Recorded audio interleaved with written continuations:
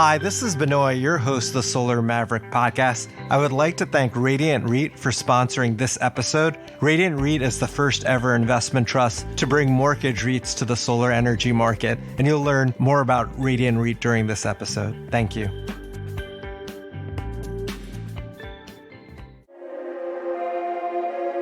The U.S. residential market installs 712 megawatts of solar. California led the way in this market, installing almost 300 megawatts. Hello and welcome to the Solar Maverick podcast, where solar meets entrepreneurship and experience. I'm your host, Benoy Thanjan, so let's get into it. Hi, this is Benoy, your host of the Solar Maverick podcast. I'm excited to have my co-host, Li Wang, back in the house. Yes, Li and I haven't done an episode in a while, so it's great to have you back on the podcast. And we're also covering, I think, a very interesting topic, 2020 solar predictions and trends. So. Yeah, definitely. So we're wrapping up, heading towards the end of 2019 as we tape this. And Benoy and I always want to look back upon the year and look towards the future, like most, a little time of reflection. So today we'd like to deliver you an episode that talks a little about the year ahead and what we can look forward to as far as Benoy's analysis of the current situation, any pending legislation that's going to affect the solar industry, and a bunch of things he's going to cover today. Yeah, definitely. So we could get into it. One of the big things that we've talked about on the podcast is about trends for renewable, specifically really companies, states, and citizens pushing for renewable energy. And companies with 100% renewable energy goals, for example, everyone knows the big tech companies, Amazon, Google, and Facebook. I actually recently on episode 58 of the Solar Maverick podcast, Nate Giovanelli, who's the director of business development from IGS Solar, talks really about a cultural shift of mindset of having more renewables, people believing in climate change, and then taking sustainability as well very seriously. Also, we've talked in the past of states with 100% renewable energy goals. California has their goal for 2045, New Jersey in 2050, New York in 2040. There are a lot of other states as well that have 100% clean energy goals or a certain percentage of their energy in clean energy. So it's been pretty exciting to see. And then Li and I have actually done podcasts where we've talked about companies going solar and specifically doing corporate PPA. So for example, first companies focused on solar on their property, but then to be able to get renewable energy or solar energy past their existing footprint, they've been basically providing long-term power purchase agreements with solar projects and then purchasing the energy from it to allow them to get to 100% renewable energy. These are actually virtual contracts. It's actually not an exchange of power. The most common structure used for these corporate offsite PPAs is really called the contract for differences. The contract for differences, or they use the CFD, is a financial hedge between the buyer and seller for agreed upon fixed rate for the offsite power. If there's any variation that exists between this fixed rate and the wholesale rate, the rate at which the seller sells the power into the wholesale electricity market, the difference is accounted for and refunded to either the buyer or seller at the end of each month. And then the buyer would pay the difference if the wholesale rate is less than the fixed rate, and the seller pays the difference when the wholesale rate is greater than the fixed rate.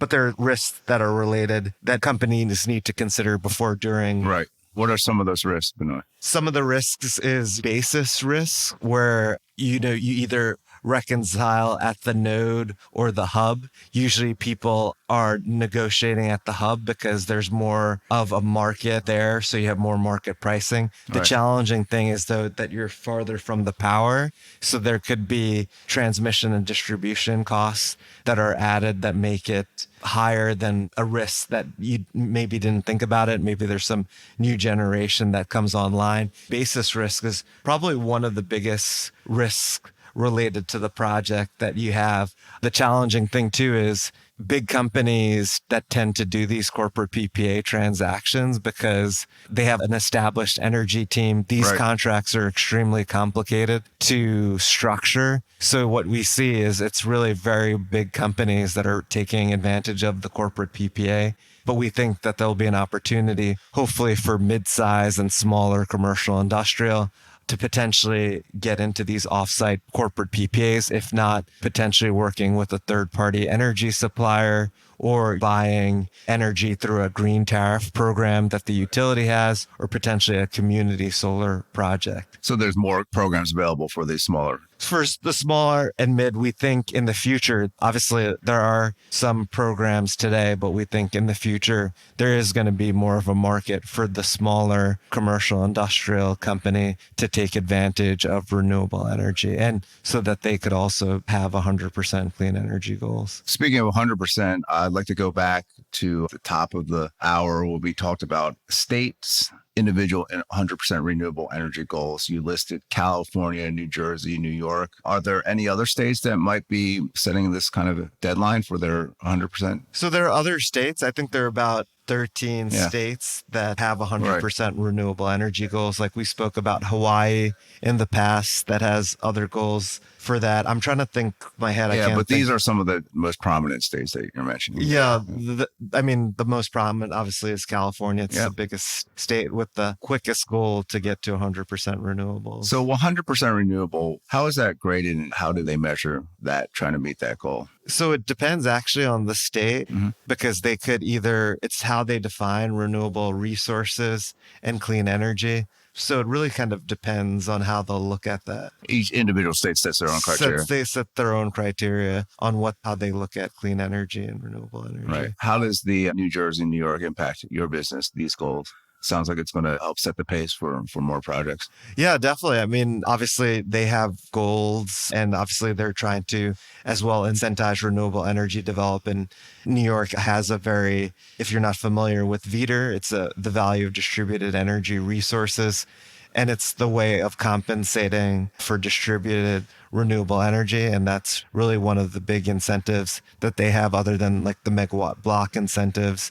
And then New Jersey currently is coming up with a transition program. They actually released some information on the transition program to reach these goals, and then a finalized sort of program. So yes, I mean, there seems to be a focus on incentives to help produce more solar energy. Yeah, that's great. I mean, I think that with all these states taking leadership in this position, it's going to lift up the entire industry just by mandating certain standards by a certain amount of time. Yeah, definitely. That's a great point. So you also had some predictions and thoughts about the residential market based on some record third quarter results in the industry in the U.S. This is some figures cited by the Wood Mackenzie and Solar Energy Industries Association. So why don't you talk a little bit about what's going to go on in the residential market in 2020 and beyond? This was actually an interesting that in the third quarter of this year, the U.S. residential market installed 712 megawatts of solar.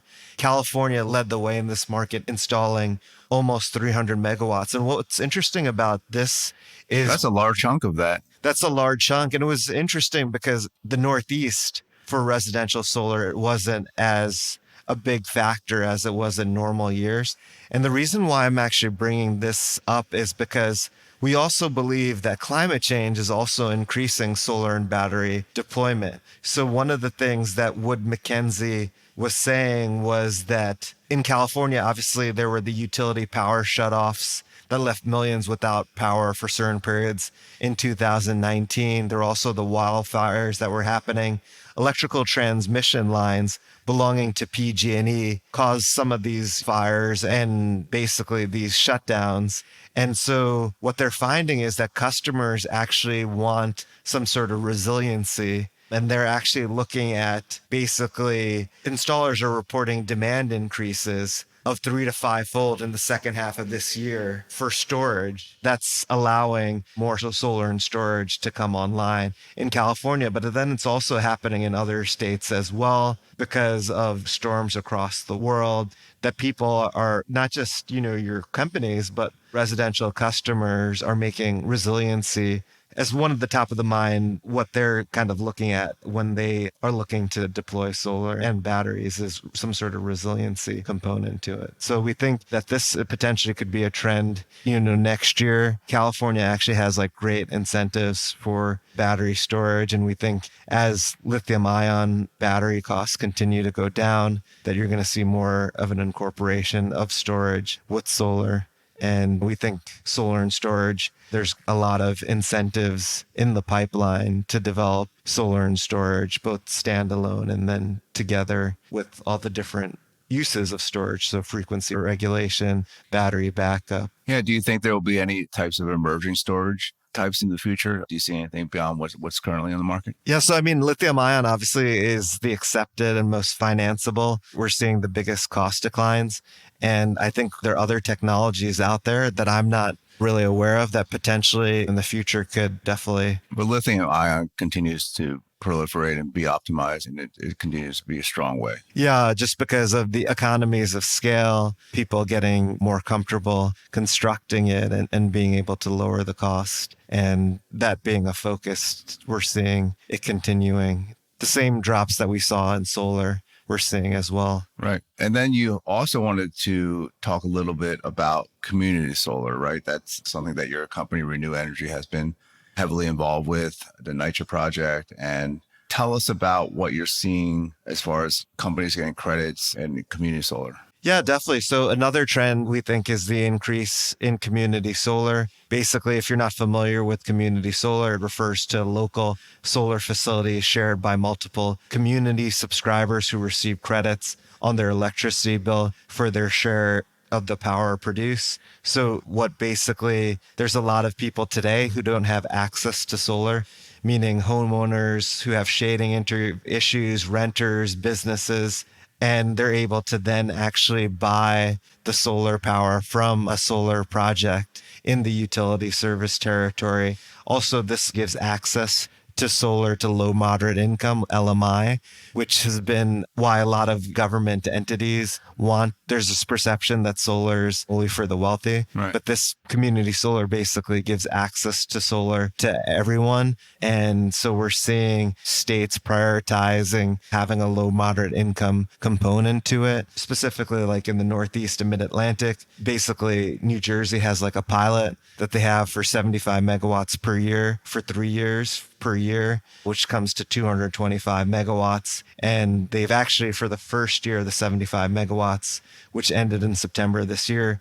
they received 650 megawatts from 252 applications. So there's a lot of demand for solar, for community solar specifically. There's actually some legislation in Pennsylvania as well. I know you're from Pennsylvania originally, where this year they introduced a bill called HB 531 to allow community solar projects in the state to amend in Pennsylvania the alternative energy portfolio standard. Also, Dominion Energy is actually, which is based in Virginia, in their service territory, they've issued a RFP for a pilot for community solar. So I think this is going to be like a continued trend of, and why developers like community solar is, instead of having a utility project where you get a wholesale rate, you're getting a discount to a residential rate or a discount to a commercial and business customer rate, which is a lot higher than a utility service rate. Just to give you an idea, like for example, in New Jersey, the wholesale rate could be 2 to 4 cents per kilowatt hour. And then potentially like a residential or commercial discounted rate could be from 8 to 14 cents or 15 cents. So that's pretty significant. That's a pretty significant. Yeah. Some of these community projects really taking off. Have you seen a lot of success stories here? Yeah, there's been a lot of construction of these community solar projects in Minnesota, Colorado, New York. There's been now a lot of projects coming in service, Maryland as well. So we're seeing different states where it's really, Massachusetts is another big state for community solar. So yes, we're definitely seeing a lot of success with these community solar programs. You also talked a lot to me about these green tariff programs. Explain to our listeners here what those are and how they will impact things in 2020. So green tariff programs are actually programs that the utilities have for their customers, which are usually businesses or residential customers, to basically purchase green energy. And they're effectively acting as an intermediary from different solar projects. So we think over time, that's going to be a continued trend. And that's something that basically small and mid-sized businesses could be an opportunity for them for their renewable energy goals. And we think as they request that from their utility, that the utility is going to provide some sort of green tariff program. Hi, this is Benoy, your host of the Solar Maverick podcast. I would like to thank Radiant REIT for sponsoring this episode of the podcast. Radiant REIT is the first ever investment trust to bring mortgage REITs to the solar energy market. For the solar developers and EPC developers out there, financing with the Radiant REIT Solar Mortgage REIT will transform how you think about the business of project development. With the Radiant REIT's financing, you can increase project cash flow and you could retain ownership of your projects. The company's cradle-to-grave financing package includes the entire capital stack. Radiant REIT arranges tax equity, 100% construction financing, and up to 99% term financing at competitive rates with no upfront fees, including legal and diligence. Co-founders Jim Spano and Jeff Just are solar and finance veterans who brought together a team of experts to create and offer this innovative financing model, enabling developers to capture the true value of their development. They're committed to addressing the financing gaps that exist in today's market, especially for small and mid-sized developers. Radiant REIT will remove the stress of financing or refinancing and allow you to maintain your focus on your projects. Let them be your outsourced structured finance department. Visit radiantreit.com to learn more and to submit your expression of interest form today.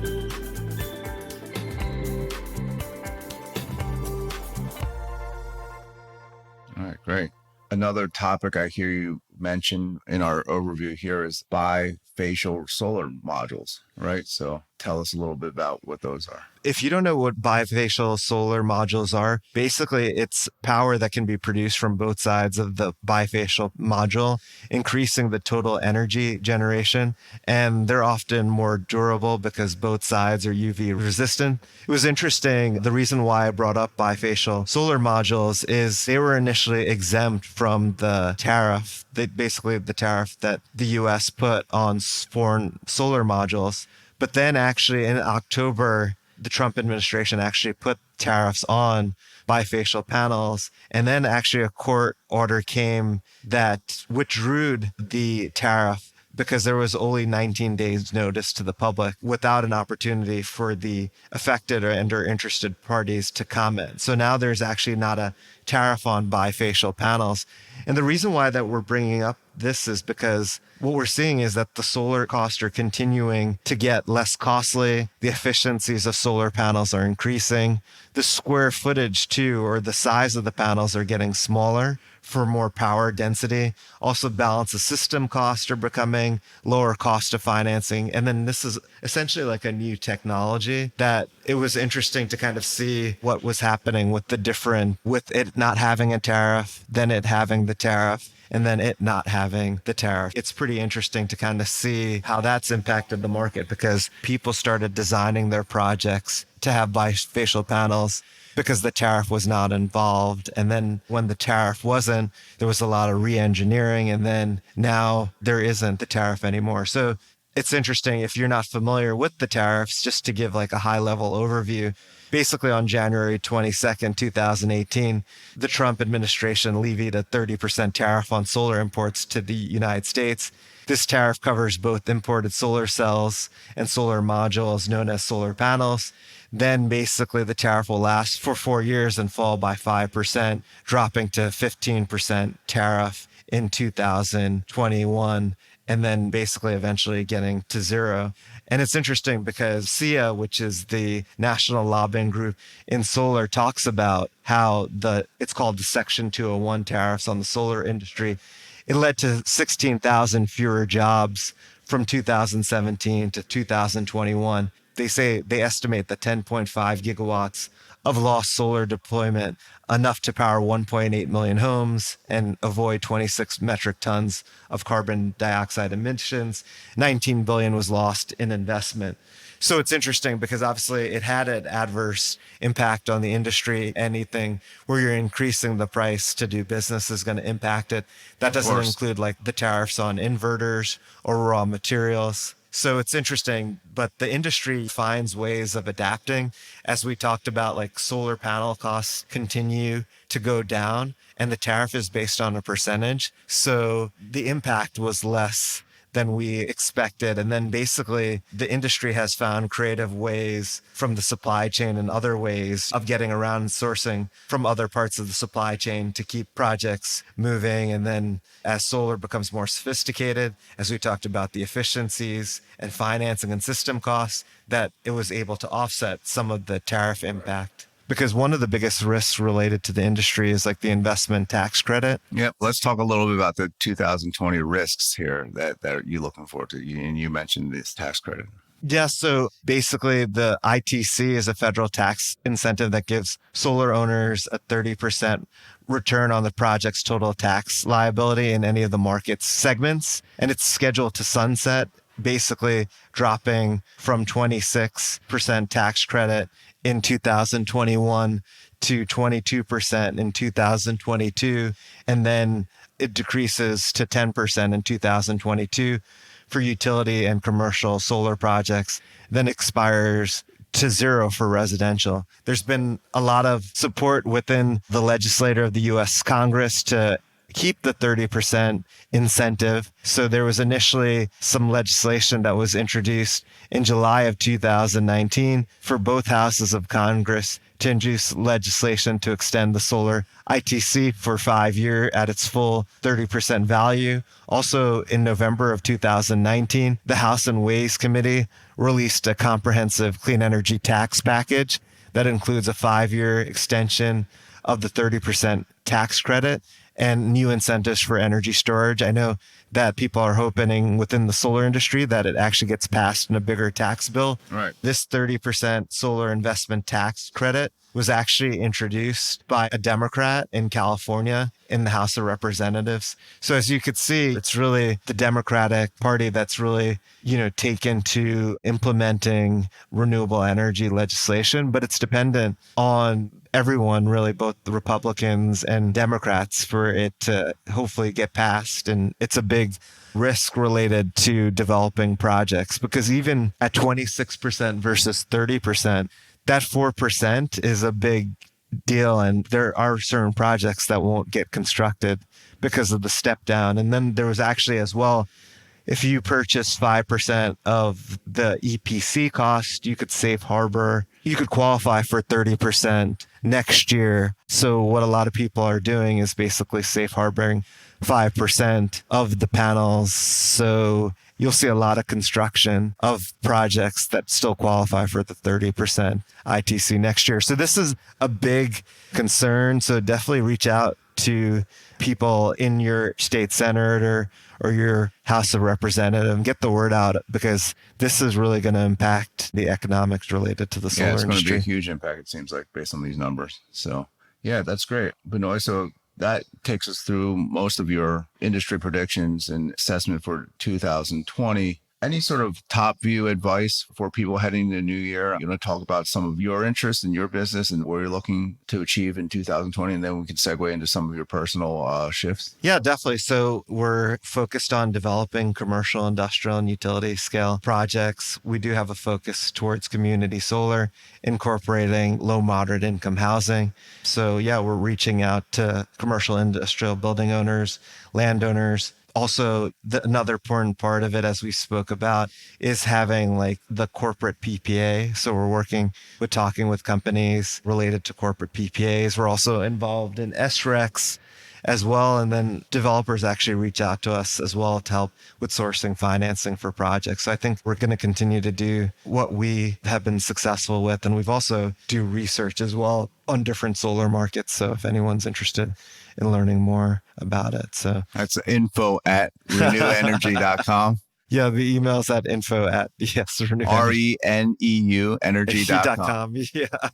Yeah, so check us out there. Benoy, personally, I know this has been a big year for you, 2019. Wish you continued success in 2020. What are some of your personal resolutions, or whatever you want to call it? I know that's overused. What are you looking to change for yourself in 2020 to help these Mavericks out there with some of your tips? Yeah, so it's interesting. I mean, we're all work in progress. I'm working on trying to get better every single day. And it's interesting because I don't look at it as resolutions because I don't think it should always happen at the beginning of the new year. It's something that if you see you need to improve on, Start now, right? start now. Yeah. So for me, it's being more mindful. I talked about, and we've talked about before, like I've incorporated like a meditation practice using Headspace so that I'm more mindful and being more present. Sometimes it's challenging. I know we've talked about this before, but the only thing you really could focus on, and which I'm working on getting better on, is being in the present and not focusing on the past or the future. You have to plan, but you really only could cover the present, and you really should only focus on the things that you can control. So that's something. Even when you're planning, you should be present in your planning. So that's what you're saying there. It's not that you don't look back or reflect or look ahead in planning. It's that are conscious of when you're doing each of these things. It's funny, I'll tell the listeners out there, I use the rival app called Calm, but luckily it was a Benoy that turned me on to the practice of meditation. And what's really good about meditation is that you totally aren't good at it in the beginning, but the mind you can be trained like a muscle, right? So what I found that meditation to help me with, and it's not while you're meditating, it's kind of the day after you've meditated for a while. And Benoy talks about being present. What I've learned through meditation is that you can train your mind to become more present. So when you notice that your mind is wandering in a moment, so I'm talking to Benoy right now, I'm locked in, I'm focused, I'm looking at him. Quite often that's not a chance. It could be daydreaming about lunch or what you want to do on New Year's Eve. After you meditate a while, you become more aware of when you float out of that moment, and you can kind of snap back into it. So I think that's been really helpful for me, just the practice of it. And then it does start to become a habit to snap back into the present. Yeah, that's really great feedback. And I'm excited, that I provided a suggestion and you incorporate it. LeBron uses Calm, so it must be better. That's pretty funny. It's actually pretty significant. In case you don't know, LeBron James has become an official endorser, I guess, spokesperson for the Calm app. And I believe the app that Benoy uses, Headspace, was the first to market. And his name blanks me, but he was kind of the forebearer of the bringing meditation to the masses, the founder of Headspace. But I latched onto one of their rivals, the Calm app. But what's significant about someone like LeBron James becoming a spokesperson, obviously there's money involved and there's that pure endorsement deal. But rarely does sort of a masculine figure come out and endorse that he needs help with his mental training, or him admitting that he needs help to frame his mind and how that helps his performance on the court. It's a pretty big step for society, I would say, just to have that mental health become more in the forefront. So I applaud this movement, and I encourage everyone out there, you don't have to meditate, but take assessment of your own mental health, because it's often quite the pathway to happiness or unhappiness, right? So it's one of the things Benoy and I talk about, things you can control and things you can't control, but it's one of the things you can try to take control of. So it's important. Yeah, that's a really great topic to talk about. And I agree with Li about that. Yeah. So here's to 2020. Cheers, everyone. And another great episode of the Solar Maverick. Again, if you have any feedback, questions, comments, want to hear certain topics on the show, hit us up. Yeah. And we appreciate, this is the first full year that we've done the podcast. So we appreciate all our listener support, and any feedback. As Li said, feel free to reach out to us. All right. Great. Thanks, everyone.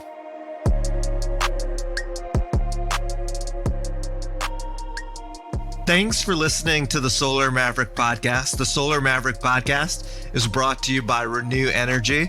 We're a solar development and consulting firm. If you believe that this podcast is adding value to you, please give us a 5-star review and share with those that you think could benefit from this information.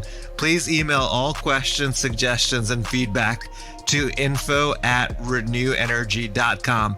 That's info@reneuenergy.com. The Solar Maverick podcast is produced by Podcast Laundry and executive produced by Benoy Thanjan and Kevin Y. Brown.